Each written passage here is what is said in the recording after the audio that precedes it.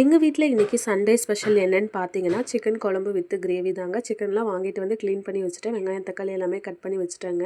நான் சிக்கன் குழம்பு எப்போவுமே நாட்டுக்கோழிக்கு வைக்கிற மாதிரி அரைச்சி ஊற்றி தான் வைப்பேங்க. இந்த பாக்ஸ் நான் மீஷோவில் ஆர்டர் பண்ணியிருந்தேங்க. ஒன்று வாங்கினா ஒன்று ஃப்ரீங்க. ரேட்டு ரொம்ப கம்மி. இது லிங்க் வேணும்னா சொல்லுங்கள், உங்களுக்கு கமெண்ட்டில் ஷேர் பண்ணுறேன். ஒரு ஸ்பூன் மிளகு, ஒரு ஸ்பூன் ஜீரகம், ஒரு ஸ்பூன் சோம்பு, அது கூட வரமல்லி இதெல்லாம் நல்லா ரோஸ்ட் பண்ணிவிட்டு, அது கூட பார்த்தீங்கன்னா சின்ன வெங்காயம் ஒரு கைப்பிடி எடுத்துக்கோங்க. 2, 3 பூண்டு, தக்காளி இதெல்லாம் நல்லா வதக்கிக்கோங்க. பச்சை வாசனை போனதுக்கப்புறமா ஆறுனதுக்கப்புறமா மிக்சியில் போட்டு அரைச்சி அந்த பேஸ்ட்டை ரெடி பண்ணி வச்சுக்கோங்க. இந்த பேஸ்ட் ஊற்றி நீங்கள் குழம்பு வச்சிங்கன்னா குழம்பு அவ்வளோ டேஸ்ட்டாக இருக்குங்க.